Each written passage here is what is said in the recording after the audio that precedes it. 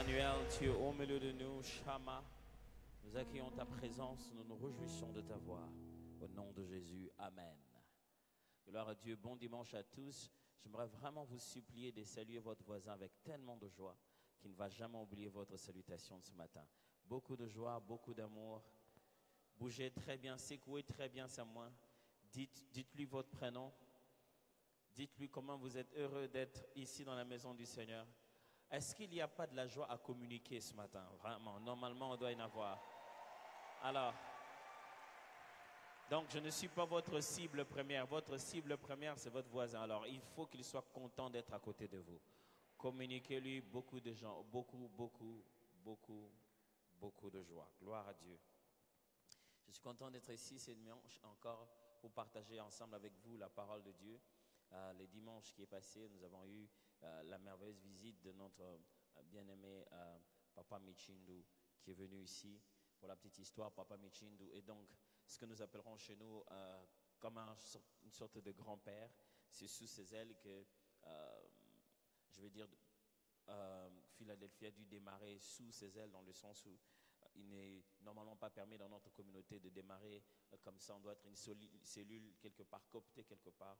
Et pendant le moment le plus dur, comme le pasteur Roland a l'habitude de le dire lui-même, pendant l'un des moments les plus durs de son ministère, Papa Michindu a été d'un secours précieux. Et donc l'église de Salem est devenue l'église par laquelle nous avons commencé, nous sommes greffés pour commencer toute la famille des églises Philadelphie. Et je bénis le Seigneur pour la bonne parole qui nous a nourris au premier et au second culte. Que le Seigneur le bénisse énormément. Aujourd'hui, j'aimerais m'en aller finir avec ce que je commençais. Parce qu'il y a quelque temps, j'avais commencé un thème qui s'intitulait « Commencer ». Même si le thème est commencé, aujourd'hui, j'aimerais le finir. J'aimerais finir donc ce que je commençais. Genèse chapitre 1, c'est là que nous prenons toute notre lecture. La lecture d'aujourd'hui est assez longue. J'aimerais quand même la faire tant soit peu. Je vous demanderai d'être patient avec moi. Au commencement, Dieu créa les cieux et la terre. La terre était informe et vide. Il y avait des ténèbres à la surface de l'abîme, mais l'Esprit de Dieu se mouvait au-dessus des eaux.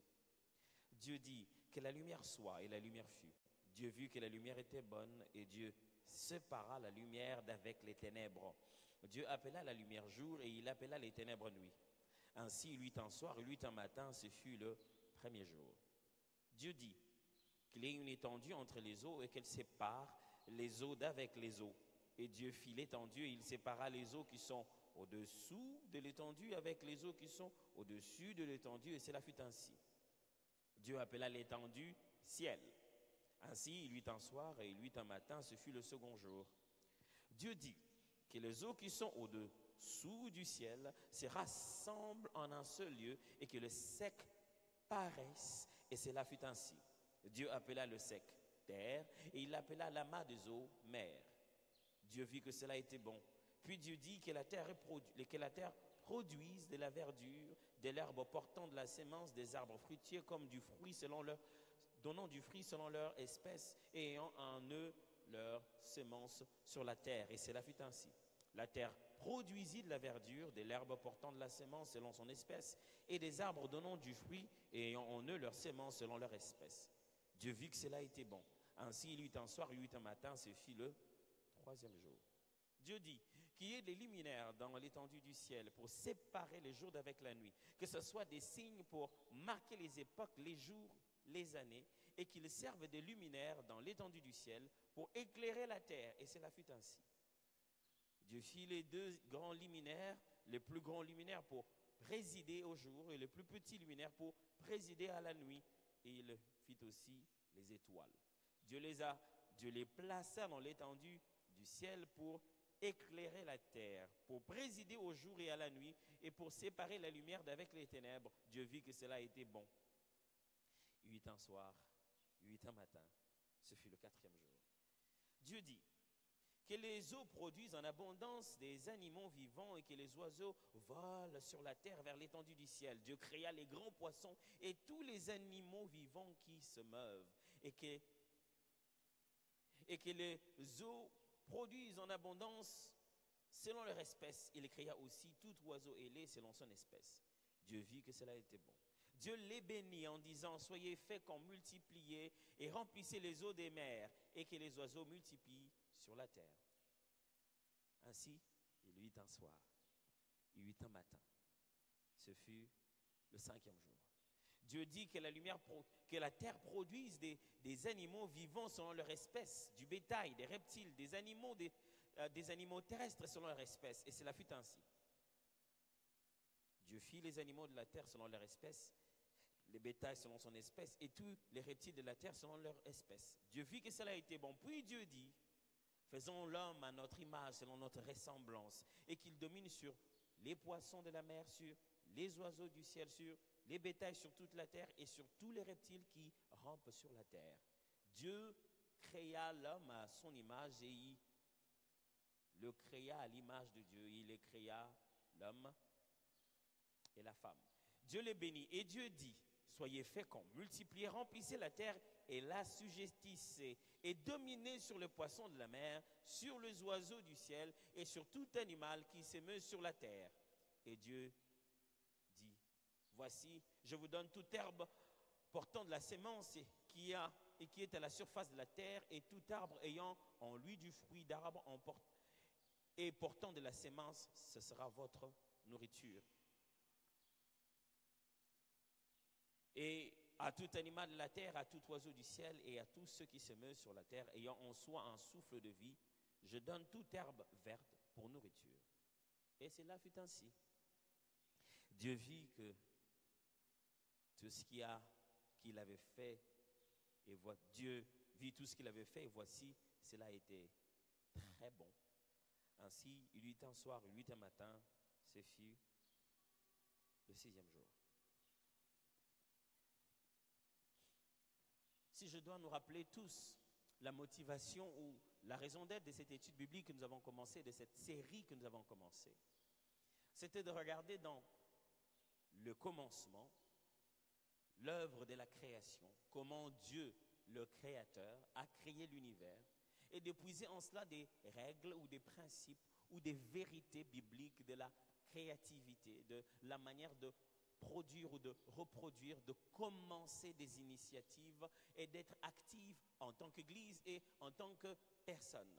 C'est-à-dire, en se basant sur les jours de la création, nous avons pu voir le comportement de Dieu, la manière de créer de Dieu, les leçons et les principes que Dieu nous partage si nous devons commencer. Commencer n'importe quelle entreprise. Par le mot entreprise, ne voyez pas toujours une compagnie, pour ainsi dire, en tout ce qu'on peut entreprendre, toute initiative, commencer ses fiançailles, commencer son mariage, commencer à avoir des enfants, tout ce qui peut commencer.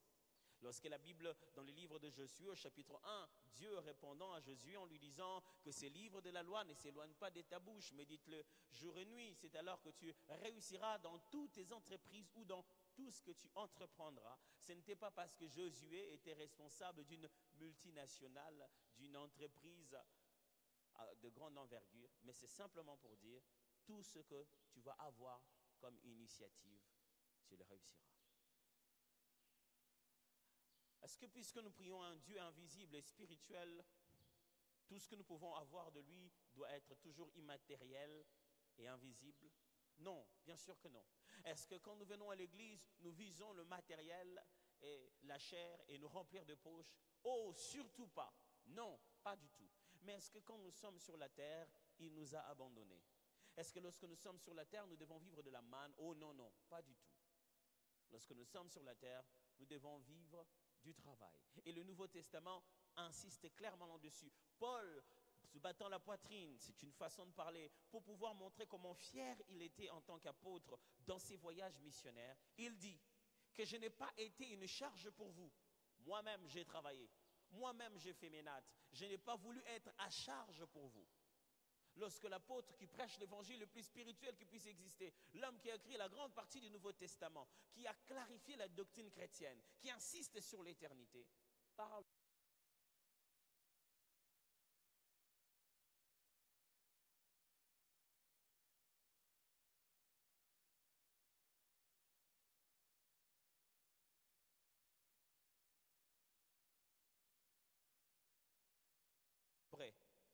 nous devons être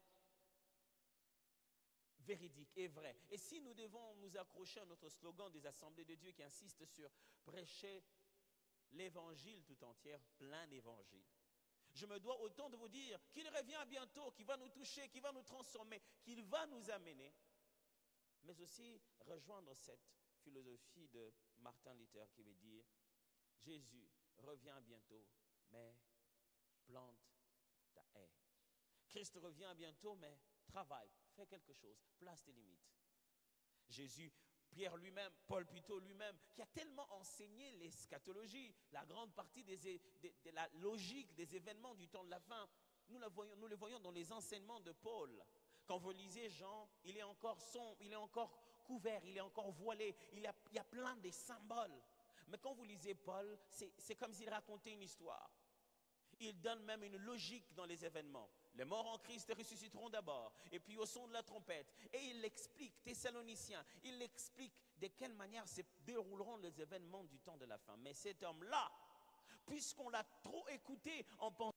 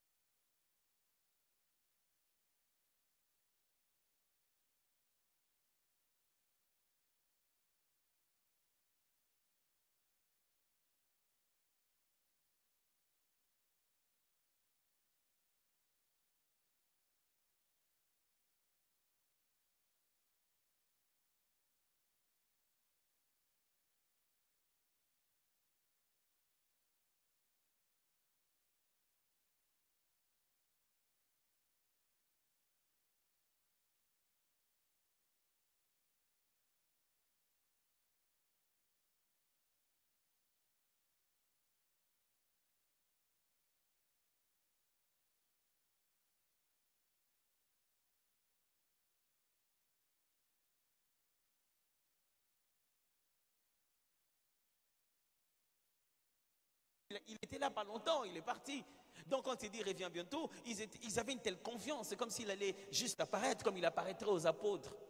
Aujourd'hui, quand nous disons aux gens Jésus revient bientôt, tellement que les gens ont essayé de parier le jour de son retour, bientôt est devenu incertain au lieu d'être plutôt une certitude. À eux, quand on disait Jésus revient bientôt, ils pensaient que c'était dans les minutes qui suivaient, ils se disaient ça sert à quoi de travailler? Paul, l'homme qui leur a prêché Jésus revient bientôt, leur a dit, puisque vous commencez à vous comporter de la sorte, chacun se dit Jésus revient bientôt, je n'ai rien à faire, alors ne touche pas la nourriture de celui qui allait travailler. Ne prends pas l'argent de celui qui allait souffrir au boulot. Reste là dans toute ta spiritualité, en esprit et en vérité. Nourris-toi des choses spirituelles. Mais si tu ne travailles pas, ne mange pas le pluie. Si l'on doit prêcher les offrandes, prêcher la dîme, prêcher la prospérité, prêcher tout ce bonheur, et n'est pas prêcher le travail, ce n'est pas prêcher l'évangile. Placer l'homme sur la terre, c'est pour travailler. Et vous serez très étonné d'apprendre que le mot par lequel on traduit culte, pour dire culte tel que nous sommes là, est un vieux mot qui veut dire travailler. Cultiver le sol. Le premier endroit où l'homme fait son culte, c'est lorsqu'il cultive le sol. Le premier culte de l'homme, c'est le travail. Le travail est la continuation de l'œuvre créatrice. Quand Dieu a tout créé, il a dit, il faut qu'il y ait un gérant qui gère toutes ces choses pour que ça soit stable. Je vous ai dit le premier jour que rien ne commence parfaitement. La terre était informe et vide. La manière dont les choses commencent, ça n'exprime pas toujours le plein potentiel de la chose. J'ai partagé avec vous comme ça. Et un de ces dimanches où on n'était pas nombreux, j'ai dû continuer pour enseigner sur un autre sous-thème qui était dans le même grand thème commencé.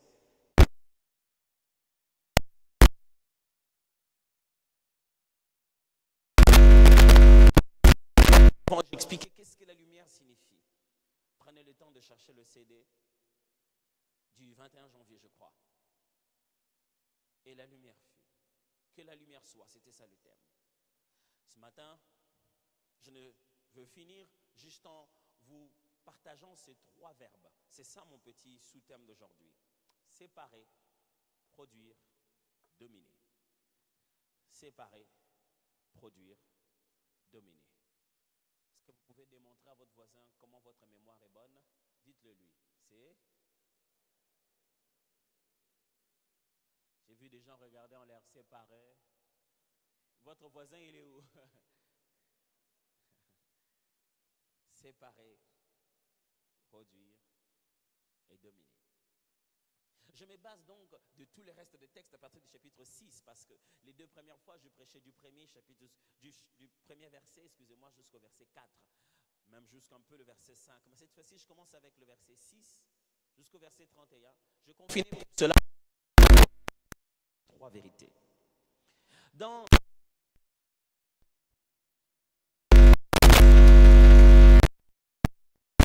chapitre, on voit comment il institue le 7e jour, qui est le jour du repos ou Shabbat.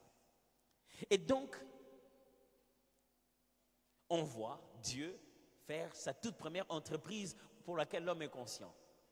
Dieu entreprend pour la première fois, selon que nous le savons, selon que la révélation nous le montre. Et on remarque que Dieu ne conjugue pas n'importe quel verbe. Au commencement, Dieu créa le ciel et la terre. Je vous ai parlé de ça le premier jour. Il créa, on a parlé de ça. La terre était informe et vide. Il conjugue le verbe dire. L'Éternel dit que la lumière soit. Wow. Et la lumière fut. J'ai parlé de ça au culte du 21. C'est très important de pouvoir prendre ce CD. Ça va vous permettre de bien coller. Les premiers jours, vous étiez là et ce jour, je suis en train de clôturer. Et puis, on le voit en train de conjuguer d'autres verbes. Absolument différents. Pas parce qu'il les a juste dit, mais parce qu'il les a faits. Dans tous les cas, Dieu fait à travers ce qu'il dit. C'est dans sa parole que se trouve son action, on est d'accord. Donc, on commence à constater quelque chose. Au premier jour, Dieu dit que la lumière soit, la lumière fut, matin, soir, premier jour. Et puis il se met à évoluer. Il commence à créer autre chose.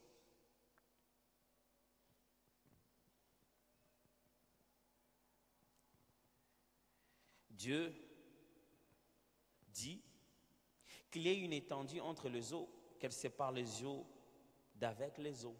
Vous vous souvenez, quand il a créé la terre, elle était informe et vide. Il y avait plein d'eaux à la surface de l'abîme et l'Esprit de Dieu se mouvait. Et il a décidé de séparer ces eaux-là en y plaçant quelque chose qu'on appelle une étendue. Il a placé cette étendue. Selon le texte, des eaux sont montées et d'autres eaux sont descendues. Et l'espace de ces 2 eaux est fait par l'étendue que nous appelons ciel.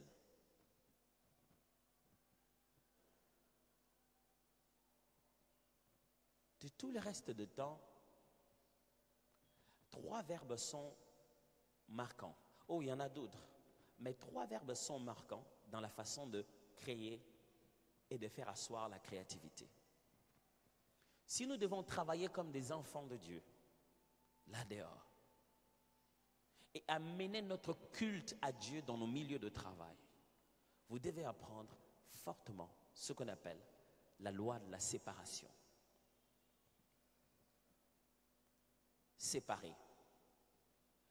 Tout le temps qui reste, Dieu n'amène plus trop d'éléments nouveaux. Il fait tout avec ces 3 verbes. Il ne fait que distinguer et séparer. Il ne fait que travailler en sorte que ça soit loin de l'autre. Et il isole chacune des choses. Et il se met à travailler pour leur production les unes les autres. Et il place un système de domination dans chaque chose qu'il a isolée. Dieu ne fait plus venir en réalité des choses de manière indépendante.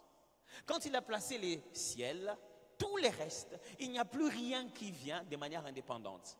Aucune autre chose qui arrive n'est une création indépendante de la création d'avant. C'est-à-dire, il a créé les premiers éléments. Tout le reste ne vient que comme le résultat de séparer ce qu'il y avait, produire dans ce qu'il y avait et dominer dans ce qu'il y avait. Vous l'entendez dire que la terre produise les fruits selon leur espèce. Que les eaux produisent des poissons selon leur espèce. Que la terre produise des animaux. Tout ce qui s'est fait après, il n'ajoute plus rien. Il demande à ce qu'il a déjà organisé et séparé de se mettre à produire. Très, très important. Ce qui empêche les gens d'évoluer dans l'œuvre et dans leurs initiatives, c'est la manière dont ils sous-estiment la force d'une idée. Est-ce que vous êtes avec moi? Allô, est-ce que vous êtes là? Fantastique. C'est vrai que ce n'est pas tous les jours que vous venez à l'église pour qu'on puisse vous encourager à travailler. Hein? On a 6 jours à bosser là-bas, lui encore il parle du travail. Je ne parle pas du travail de votre patron qui vous a énervé, je parle du travail comme l'expression de votre culte pour honorer le Dieu qui vous a mis sur la terre. Écoutez-moi très bien. Quand Dieu vous donne une idée, sachez qu'une idée divine est toujours multidimensionnelle. Dans une idée, il y en a beaucoup dedans. À quel moment vous commencez à réussir? C'est quand vous apprenez à séparer les idées les unes des autres, de sorte qu'elles puissent commencer à fonctionner de manière indépendante. Je vais mieux expliquer ça. La plus grosse échec du Congolais, c'est le généralisme. Je répète le mot, généralisme. C'est ça le plus grand échec du Congolais. La plus grosse erreur, c'est qu'on veut être généraliste. On fait du touche-à-tout, un peu de tout. Quand vous entrez dans une boutique, vous trouvez qu'on vend même des médicaments et des cartes prépayées. Et on change aussi les dollars. Dans un coin, vous trouvez les jouets pour les enfants. Et les mèches. Et dehors, il y a des coca. On vend. Ce que vous ne savez pas, c'est que quand vous mettez 2 semences sur un même sol, l'une des semences va tuer l'autre. Et généralement, c'est la mauvaise semence qui attire trop dans le sol et qui va tuer l'autre. Le généralisme est une confusion totale qui ne vous permet jamais d'exprimer le plein potentiel de chaque partie de votre idée. La séparation est une loi si forte. C'est sur base de la séparation que nous existons. Dieu a juste séparé un être appelé homme d'une de ses côtes qu'il a appelée femme. Quand vous avez une idée, sachez que ça vous donne toutes sortes de directions. Je peux faire ça aussi, je peux faire ça ici. Ça vous embrouille. La première des choses que vous devez faire quand vous priez, dès que vous commencez à exprimer vos idées, posez la question à Dieu. Qu'est-ce que je dois séparer? Chaque fois que vous avez commencé une entreprise, vous sentez que ça commence à bloquer et que ça n'avance pas. Le problème est dans la séparation. Il faut que quelque chose quitte. Hein? Il faut que quelque chose quitte. Il y a une chose qui n'est pas dans son temps, alors il pèse dans le temps de l'autre. Et je vous le dis vraiment avec tout mon cœur, avec toute mon expérience. Dans la vie, on est des fois très créatif. On a des bonnes idées. On a tellement peur, on veut tellement les faire. On a peur que quelqu'un les imite. On les met tous ensemble et une idée commence à tuer une autre idée. Et parce qu'on les met tellement tous ensemble qu'on ne sait pas comment séparer les choses les unes des autres, une idée commence à tuer une autre idée. Regardez ce que vous êtes en train de faire. Vous faites exactement quoi? Si vous ne savez pas avec un seul mot définir ce que vous faites, vous avez un problème. Vous faites quoi? Bon, Moi, j'ai une boutique d'habillement où je vends des biscuits. Hein?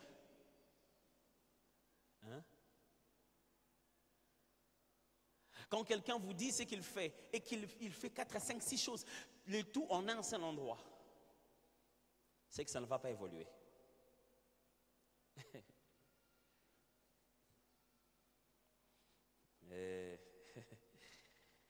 La séparation est obligatoire, mes frères et sœurs. La séparation est une nécessité. Si vous ne séparez pas, vous allez arrêter tous les restes du processus. Je vais y aller. La séparation est obligatoire. Dieu se rend compte qu'il y a un mélange d'Abraham et de Lot. Et il s'est dit, cette entreprise de la bénédiction de Lot ne peut plus produire à un certain niveau. Je vous dis une chose qui va vous étonner. Est-ce que vous savez que la santé et la taille d'un poisson dépendent de l'eau dans laquelle, la grandeur de l'espace d'eau dans lequel vous le placez? Et que si vous mettez un poisson dans un étang, il ne peut pas grossir jusqu'à un certain niveau. Et si vous le faites sortir de cet étang, vous le mettez dans un fleuve, il va grossir plus que ça. Dieu dit, il y a un niveau de Abraham qui est bloqué par Lot. Il y a un niveau de Lot qui est bloqué par Abraham. Dans la vie, un certain niveau vous demande de vous séparer et des personnes, et des structures, et des systèmes. Let me go back to this. Vous devez apprendre de qui vous séparez, de quoi vous séparez. C'est très important. Il y a des personnes avec lesquelles il faut vous séparer. Je vais bien clarifier l'idée de séparation. Ce n'est pas l'idée de division. Séparer est différent de diviser. Normalement, non. En français, ce sont des synonymes. Naturellement, en français, quand vous dites diviser, diviser, c'est défini par le mot séparer. Diviser, c'est séparer distinctement les choses en petits compartiments. Donc, en français, ce sont normalement des synonymes. Mais c'est simplement parce que le mot diviser, le verbe diviser a plusieurs sens. Il veut dire répartir ou séparer en compartiments. Mais il y a un moment où le verbe diviser veut dire désunir. C'est-à-dire, c'est quelque chose qui était dans l'unité, mais briser cela. C'est dans ce sens-là que vous commencez à sentir la différence avec le verbe séparer. Le verbe séparer veut simplement dire mettre chaque compartiment à l'écart l'un de l'autre. Le verbe qui est utilisé ici dans les livres de la Genèse, partout dans la Bible, après que j'en ai fait l'étude, ça parle toujours de choisir, de mettre à part, de distinguer, de séparer le pur et l'impur. C'est généralement parce qu'en réalité, il s'agit de deux choses de nature différentes. On divise une même chose de la même nature en compartiments. On sépare deux choses de nature différente. Je répète, on divise une même chose de la même nature, mais on sépare deux choses de nature différentes. Il est possible que deux choses de nature différente fonctionnent ensemble, mais vous ne l'avez pas senti. La capacité d'être un bon leader, c'est la capacité de reconnaître deux choses qui restent toujours ensemble, mais qui sont différentes. Et le plus vite vous les séparez, le plus vite vous allez en profiter. Dieu regarde les eaux, mais en dessous des eaux, il voit qu'il y a un sec. La Bible dit, Dieu brille tout l'amas des eaux, il les met d'un côté, il appelle ça mer. Et il prend le sec qu'il y avait en bas, il le fait monter, il appelle ça terre. S'il ne sait pas séparer la mer et la terre, il ne peut pas avoir des arbres et des oiseaux de l'autre côté, et de l'autre côté avoir des poissons. Ma prière pour vous est celle-ci, que Dieu vous permette de comprendre la nature des choses avec lesquelles vous fonctionnez. Il est possible que la première des choses qui va marcher avec vous, c'est la terre. Mais la terre est sous la mer, elle est sous l'eau. Si vous ne la séparez pas, votre sémence n'aura pas de valeur. Let me get it very clear. Vous pouvez avoir entre vos mains une sémence, mais vous la jetez sur l'eau.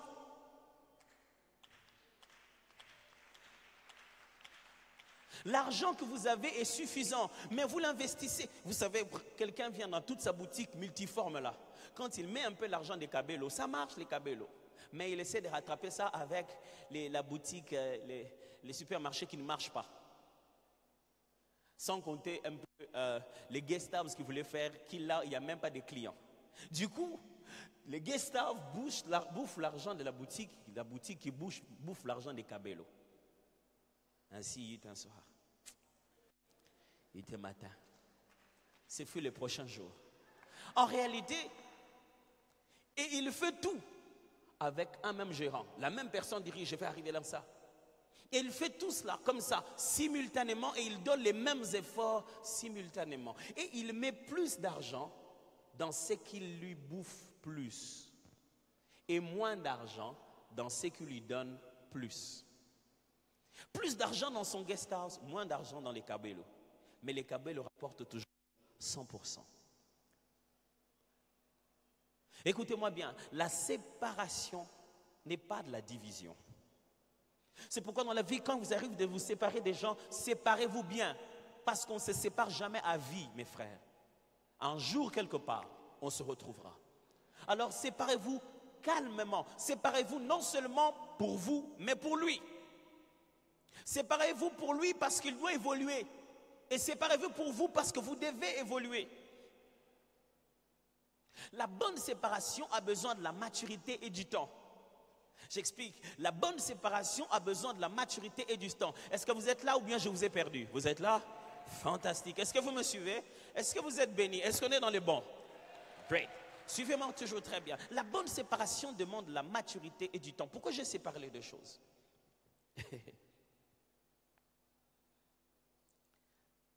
Quand on se sépare bien,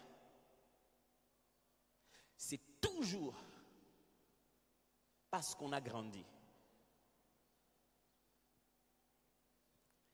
Si vous n'avez pas remarqué que vous avez grandi, vous vous séparerez mal.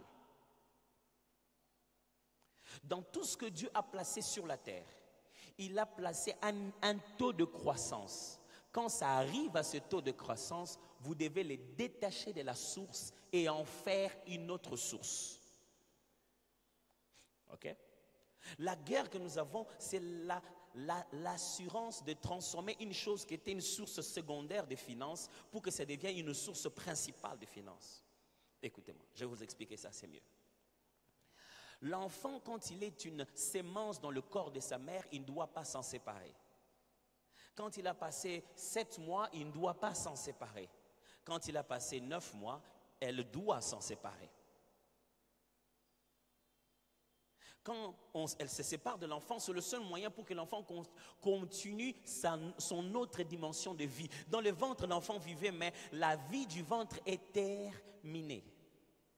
Il faut la vie de dehors, la mère se sépare, on coupe le cordon ombilical et l'enfant commence à rester entre les mains de la maman jusqu'à ce qu'il puisse commencer à marcher et donc la maman se sépare de l'enfant jusqu'à ce qu'il grandisse. C'est pourquoi l'homme quittera son père et sa mère, s'attachera à sa femme. Tout sur la terre est basé sur le principe de la séparation. Lorsque la sémence est toute petite, on la jette en terre, quand elle entre, elle pourrit, elle explose, elle se sépare. Elle commence à monter. Quand elle monte, l'arbre monte, et puis après il y a des fruits. Les fruits se séparent de l'arbre pour tomber et faire encore produire un autre arbre. Tout sur la terre est basé sur la séparation. La séparation annonce la prochaine dimension. Ok, let me make it clear. Quand les choses se séparent, écoutez-moi bien, je n'enseigne pas la division. Je n'enseigne pas la désunion, j'enseigne la séparation. Quand c'est le temps de montrer que deux vies ne peuvent pas rester dans un même corps au-delà de 9 mois.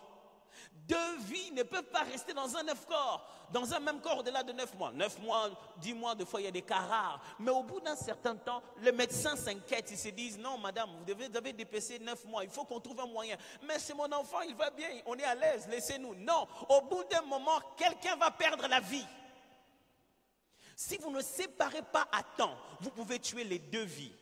Les choses qui font que les commerces des gens tombent, c'est parce qu'ils ne savent pas séparer le vrai commerce du temps.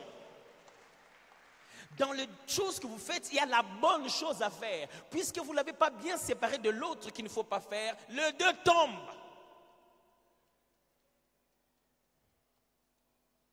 Non, j'ai fait le commerce pour aider mes frères. Pour que tout ce que je peux avoir, je puisse les aider. Non, non, non, non, non. Si tu fais ça, ça ne va pas marcher. Parce que ce qu'on appelle aider tes frères, ça n'a pas des chiffres.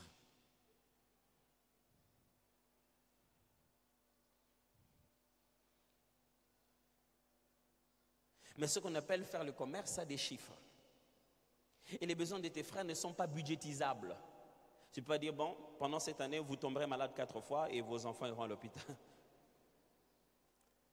Stabilise d'abord le commerce. Et les aider est une chose que tu fais aussi, mais ce n'est pas la raison principale. Si tu ne fais que ce commerce pour les aider, ce commerce va mourir avec leurs besoins. Oh, I know it sounds crazy. On n'aide pas les gens avec le commerce, on aide les gens avec les bénéfices du commerce. Ne décidez pas que ce que vous êtes en train de faire devient la source de l'aide de vos frères. C'est ce que vous êtes en train de faire, le résultat que ça donnera, que vous allez décider qu'est-ce que vous partagez avec eux. Pourquoi? Parce qu'il faut séparer les besoins émotionnels avec les objectifs financiers. Chaque fois qu'il y a du mélange, il y a du désordre, une chose n'évolue pas. J'ai dit la maturité, c'est-à-dire il y a un âge à laquelle il y a un niveau où quand une chose atteint ce niveau-là, vous devez le faire quitter de là. Vous avez 4 départements dans là où vous êtes en train de travailler, mais il y en a un qui monte. Au lieu de le frustrer, détachez-les, donnez-lui son espace, laissez-les grandir. Un petit poisson peut devenir grand pour vous que vous lui donnez les eaux qui suffisent pour sa croissance. Je parle du temps parce que c'est... Si vous séparez au mauvais moment, vous tuez. Imaginez que vous séparez l'enfant, la mère du bébé à 3 mois. Ça s'appelle avorter. N'est-ce pas? Mais c'est la loi de la séparation. Mais la loi de la séparation en dehors du temps ne vaut pas la peine. Pourquoi Dieu n'a pas tout de suite commencé à séparer les eaux du dessus et les eaux? Il a commencé d'abord à placer la lumière. Pourquoi il n'a pas tout séparé les mêmes jours? Il a commencé à aller progressivement. Écoutez-moi, si vous vous séparez de quelqu'un au mauvais moment, vous êtes en train de vous tuer vous-même. Si vous vous séparez d'un endroit au mauvais moment, vous êtes en train de vous faire mal. Quand je dis mauvais moment, c'est tôt, c'est aussi tard. Tôt, vous fragilisez les relations. Tard, vous fragilisez aussi les relations. Tôt, vous devez aller trop expliquer. Tard, vous partez avec colère. Dieu donne aux membres de cette église la capacité de reconnaître le temps de partir. Le temps de partir et le temps de laisser partir. Mais moi, dans ma maison, je trouve toujours que quand je vais faire ma maison, je veux que ma maison soit comme ça. Peut-être qu'il faut que tu laisses partir ta bonne. Parce que dans la vie, de foi, les gens nous servent par rapport à ce que nous sommes aujourd'hui et non pas par rapport à ce que nous sommes en train de devenir. Quand tu as commencé ta maison, tu n'étais jamais parti à Dubaï. Maintenant que tu es parti à Dubaï, tu as bien vu des choses. Tu es rentré avec une nouvelle idée de ta maison. Mais elle n'est jamais allée à Dubaï. Tu vas beau expliquer, réexpliquer et tourner les explications. Le problème, ce n'est pas elle. C'est toi qui as grandi à un niveau de maturité que tu dois te séparer d'elle. Dieu, donne-nous de reconnaître les personnes avec lesquelles on doit se séparer pour que ce que nous sommes en train de faire produise des résultats. Écoutez-moi, ceux qui vous ont amené jusqu'ici ne vous emmèneront pas toujours jusque-là. Que Dieu vous donne la capacité de reconnaître la fin du travail de quelqu'un, la fin de l'aide de quelqu'un, la fin de la collaboration de quelqu'un, pour que vous le fassiez avec sagesse, amour et douceur. Parce qu'il est possible que demain, vous puissiez encore le rencontrer. Alors quand vous devez en finir aujourd'hui, faites-les très bien. Parce que le lot dont on se sépare, demain on doit devoir les délivrer. Ok. Lot, on se sépare de lui aujourd'hui, mais demain c'est lui l'occasion par laquelle on rencontre Melchisedec. Alors ne considérez jamais que les séparations doivent être des bye-bye pour la vie.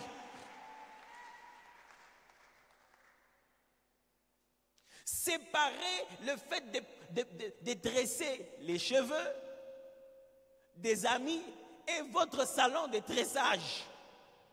Je ne sais pas comment on appelle ça. Salon de quoi? De coiffure. Oh, I'm sorry. Oh non, à quel moment on te paiera? Lui, il te recommandera chez un autre ami qui deviendra d'abord ami avec toi et puis ami. Tu n'auras que des amis à qui tu tresses. Donc on ne te paiera jamais.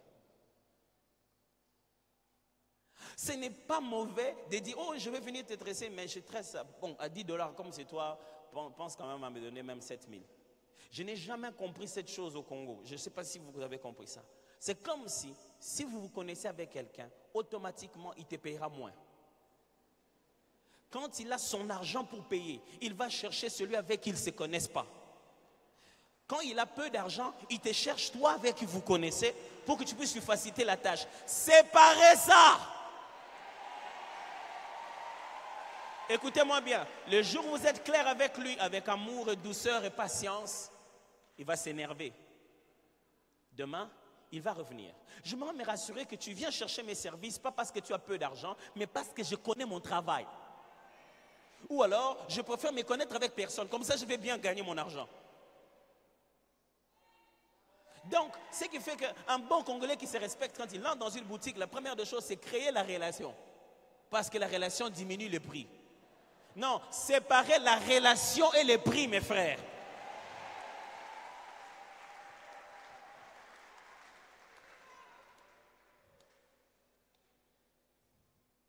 Si vous séparez et après il n'y a pas de production, ce que vous avez divisé.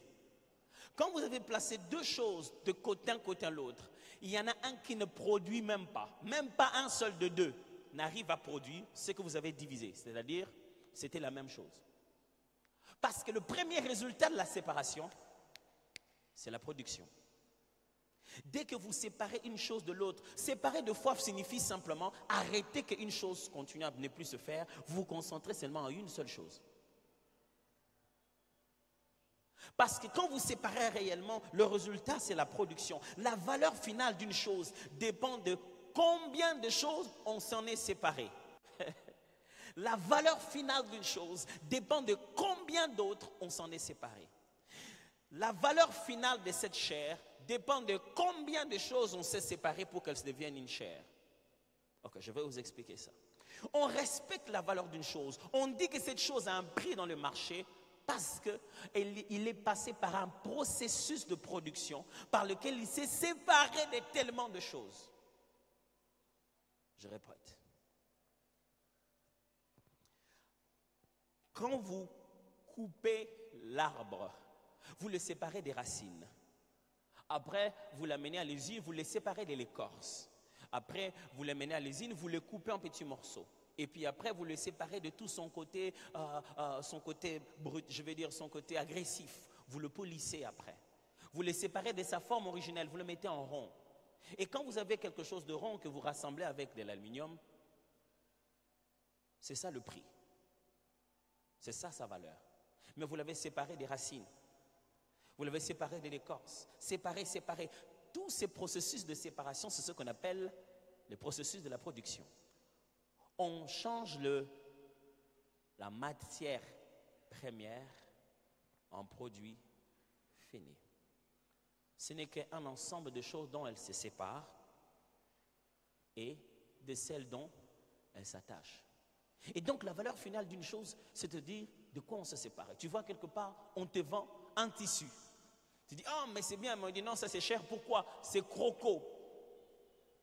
Croco, c'est-à-dire, non, on a séparé ça du crocodile. Crocodile, et alors? On a séparé l'autre aussi de la chèvre. On dit, non, attraper chèvre et attraper crocodile, là, c'est deux choses différentes. Vous avez tout de suite compris à qui est en train de vous vendre. Attraper chèvre là même et attraper crocodile là même, c'est deux choses différentes même. Il faut attraper. Crocodile, il faut attraper. Chèvre là même, il faut attraper. Il faut attraper. Pourquoi le croco est plus cher? C'est le prix qu'on a payé pour le séparer.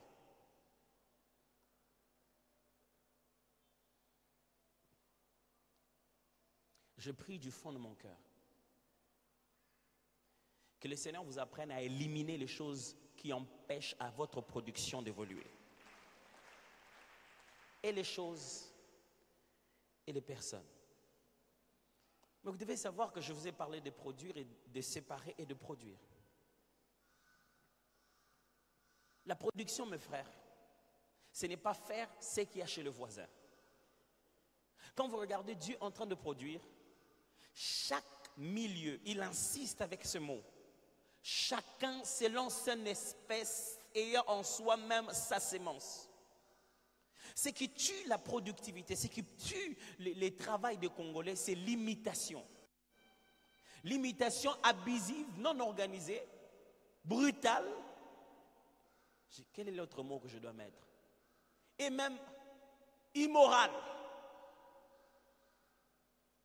Les gens imitent comme des voleurs. Ils passent sur toi. Hein, va bien. C'est chez toi qu'il fait faire les cheveux. Mais quand il fait faire les cheveux, il parle avec ton coiffeur. Et, faudra combien? On te paye combien ici? Et de tout ce que tu fais là, c'est tout ce qu'on te paye. Vraiment, il y a des gens qui ne connaissent pas ta valeur. Moi, je n'aurai pas le temps de commencer à venir ici. Viens de temps en temps à la maison pour me coiffer. Je te donnerai l'argent de transport. Demain, après-demain. Et il te pose une question en train de le coiffer. Et pour faire des salons de coiffure comme ça, là, ça coûte combien haut? Oh non, ça coûte 200. Ah, ok. Moi, quand je pars à Dubaï, je vais juste amener quelques 2 ou 3 et on va faire notre salon de coiffure seulement, non? Parce que là-bas, j'ai l'impression qu'on moi, si je fais un salon de coiffure, tu vas venir, non? Oh oui, je vais venir. Ah, patron, je vais venir. Quand tu as pris un ouvrier comme ça, sache qu'on te le prendra aussi comme ça. Si tu prends un ouvrier par un manque de loyauté, il te manquera de la loyauté aussi. La production, donc, c'est le fait non pas d'ajouter, mais de faire sortir. Dieu n'a pas greffé les arbres, il a demandé à la terre. La terre, quelque part au fond de vous, il y a des racines. Les premiers arbres n'ont jamais été sémés. Je répète, les premiers arbres de la terre n'ont jamais été sémés. Ce n'est pas l'homme qui a sémé les premiers arbres. Dieu a dit à la terre, quelque part au fond de toi, il y a déjà des arbres.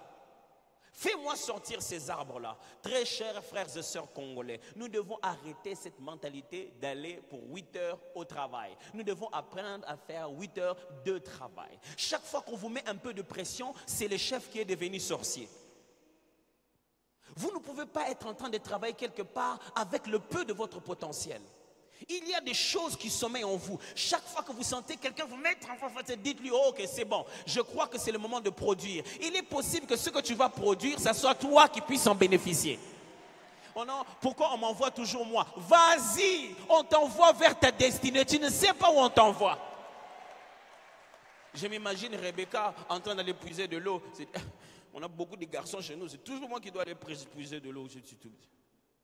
Pourquoi dans cette culture, il n'y a que les femmes qui doivent puiser de l'eau? Mais on a beaucoup de garçons là-bas, tout le monde est resté là-bas, le banc est resté là-bas. Pourquoi c'est seulement moi? Elle commence à puiser. Alors, Eliezer de Damas regarde et dit, j'ai vu cette jeune fille. Elle s'est séparée de toutes les jeunes filles. Qu'est-ce qu'elle peut produire? Chaque fois qu'on veut qu'une chose manifeste sa production, on doit la mener à l'extrême. Si tu as l'impression que on t'a trop tiré, c'est une bonne nouvelle. Si tu as l'impression qu'on t'en demande trop, on te demande tout le temps des rapports, c'est une bonne nouvelle. Celui qui aime le travail doit savoir qu'il doit en arriver à la sueur de son front. Il faut toka dans le banangal. Il y a un moment où tu vas faire couler la sueur de ton front. Alors, Eliezer de Damas dit, je vais tester cette jeune fille. Je vais lui donner plus de travail. Il dit, puis aussi pour mes chameaux. Vous savez qu'un chameau seulement peut boire. Je vous épargne des calculs.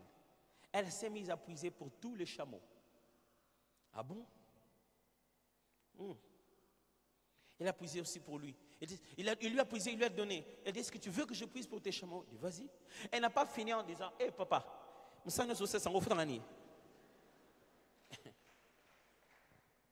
elle a travaillé jusqu'à la fin. Eliezer l'a regardée, elle est restée la même. La force d'une unité de production, c'est sa capacité de sortir autre chose, mais de rester stable. La terre a fait sortir des arbres, mais n'a jamais cessé d'être terre.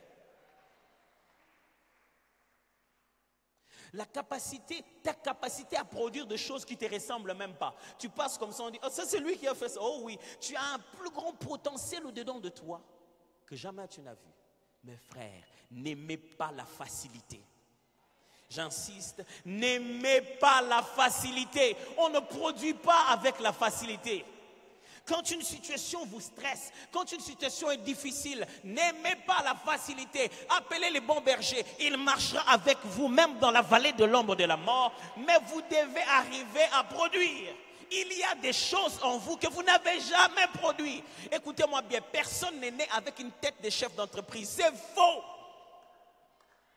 On décide de le devenir, on le devient. Vous avez déjà vu des riches qui ne sont même pas beaux. Et tu te dis, parce que ce n'est pas sur le visage, mes frères. Ça ne se dit pas quand on sort de chez soi à la maison. Ce n'est pas dans la salle des classes. Vous avez déjà rencontré le premier de votre classe en train de galérer? Il était lui le premier. Hein? Parce que ce n'est pas dans les réponses qu'on donne en classe, mais c'est dans sa capacité d'accepter de vivre sous une forme de pression, être capable de donner un résultat demain. Et si vous avez produit, sachez que vous allez dominer. Écoutez-moi bien.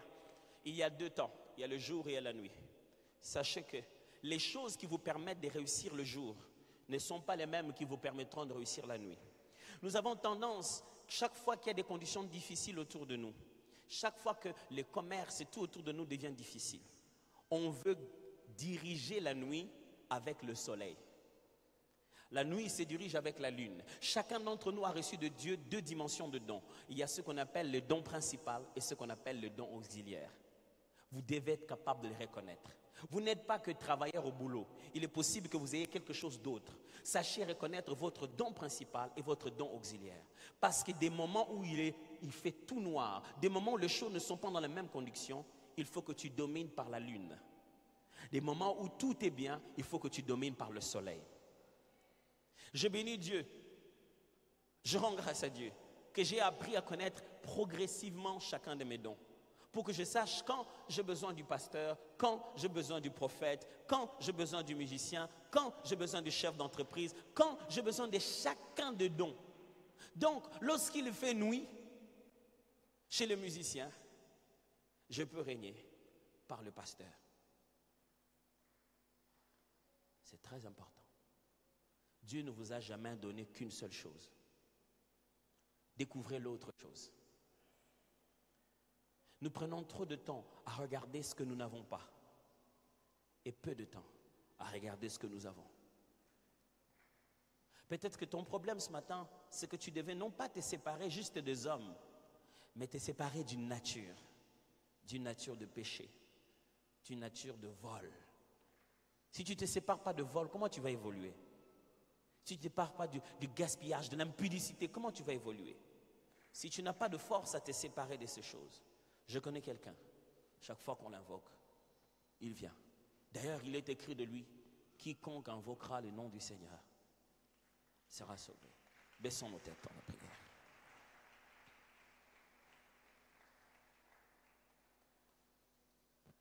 J'aimerais vous exhorter aujourd'hui, vous tous qui n'avez pas encore connu Christ dans sa gloire, dans sa bonté, dans son amour, qui n'avez pas encore décidé de donner votre vie au Seigneur Jésus.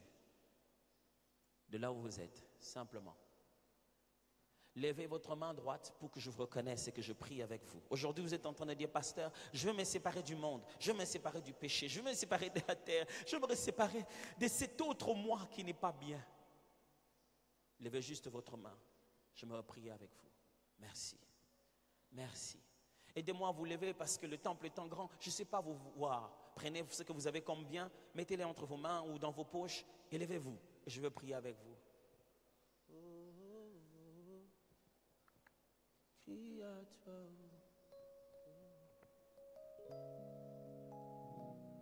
Merci, merci à vous qui vous êtes levés. Merci. J'aimerais que vous qui vous êtes levés, s'il vous plaît, pour que je me rende compte que quand je parle, vous m'entendez. Prenez juste votre main droite, mettez-la sur votre poitrine. Votre main droite, mettez-la sur votre poitrine. Merci. Je vais vous demander de prier et de parler à Dieu vous-même par vos propres mots en disant: Seigneur, voici telle chose, j'en ai plus envie, je vais abandonner ça. Voici telle chose, s'il te plaît, donne-moi la force d'abandonner ça. Priez par vous-même, parlez à Dieu, il vous écoute. Allez-y, priez par vous-même. Seigneur,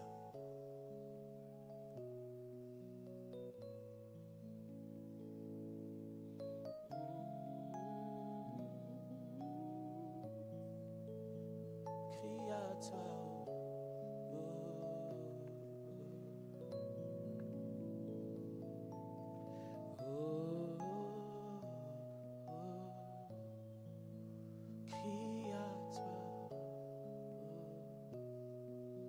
À vous tous, mes frères et sœurs qui vous êtes levés tout à l'heure, je serais très heureux de vous rencontrer là-bas au fond, tout au fond de la salle. Quand vous êtes au-dessus, descendez. Au fond là-bas, de l'autre côté, il y a un hangar. Je serai là-bas avec tous les amis des conseillers et tous les amis de la proximité pour partager avec vous, prendre un moment, vous orienter de quelle manière les choses doivent se passer. Venez au même endroit où viendront les nouveaux venus. Maintenant, j'aimerais prier pour vous. Père, regarde, ils ont pris une décision forte aujourd'hui de ne plus jamais reculer, de se séparer du monde et du péché. Reçois-le, remplis-le de ton esprit. Christ devient le maître de leur vie. Avant de quitter cette chair, je n'arrive pas à m'en aller sans prier pour quelqu'un qui veut dire à Dieu: donne-moi la capacité de séparer, de me séparer de ce qui m'empêche de me produire, de séparer les choses au milieu de ce que j'ai. Donne-moi cette sagesse de la séparation. Dans ce que je fais comme affaire, dans ce que je vis à la maison, dans ce que je suis en train de vivre. Levez-vous seulement, je vais prier avec vous. Je vais juste me mettre en intercesseur et prier avec vous pour que le Dieu de toute sagesse, de toute intelligence vous donne la capacité de séparer. Oh, oh, crie à toi.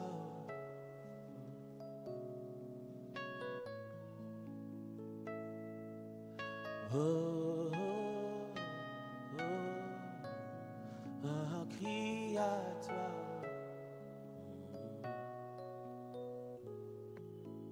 Oh, oh, oh, oh,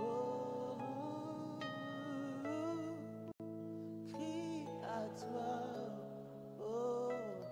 Père, toi qui écoutes nos prières quand nous te demandons, tu nous as demandé de travailler et tu nous as demandé d'enseigner ce peuple que celui qui ne travaille pas ne mange pas non plus. Et tous ces principes bibliques, toutes ces vérités de la parole de Dieu, aide-les à apprendre, à les adapter, les pratiquer dans leur contexte personnel. Je prie, ouvre les yeux de certains pour qu'ils sachent de quoi et de qui se séparer. Ouvre les yeux des uns des autres pour qu'ils sachent comment produire. Ouvre les yeux des uns des autres pour qu'ils sachent que dans quel temps, avec quel astre il faut dominer, dans quel temps, avec quel luminaire il faut dominer. Je t'en prie, Seigneur, que ce peuple que tu nous as donné soit une race de ceux qui réussissent. Oui, oui, oui, oui. Une race de ceux qui réussissent, qui commencent une chose et qui la voient se développer. Peut-être que ce sont eux qui doivent se séparer de quelqu'un d'autre. Donne-leur la sagesse d'aller, de parler et d'être sincère et de s'en aller. Je prie, je déclare ce matin, tu te sépares de tout ce qui est en train de t'empêcher de te développer. Tu te sépares de tout ce qui est en train d'empêcher ton éclosion. Tu te sépares de tout ce qui est en train d'empêcher la prochaine dimension dans ta vie. Puisque tu vas te séparer, je déclare ce matin, tu entres dans une nouvelle saison dans ta vie parce que tu as appris à te séparer. Se séparer des habitudes, se séparer de la lassitude, se séparer de la loisiveté, se séparer des fréquentations, se séparer des systèmes, se séparer de certaines choses. Aujourd'hui, c'est le jour que Dieu a créé pour toi. Oh, oh, oh, oui à toi.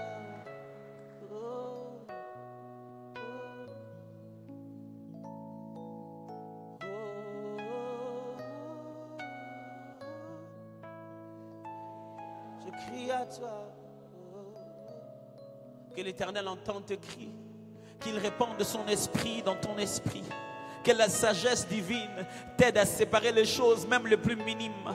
Que tes yeux soient plus précis que les microscopes. Que tu opères dans les domaines de ta vie. Que tu saches séparer avec précision. Que la parole de Dieu te donne l'épée qu'il faut pour séparer jointure et moelle. Que tu saches mieux séparer que jamais.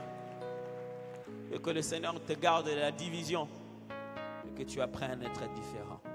On peut acclamer le Seigneur.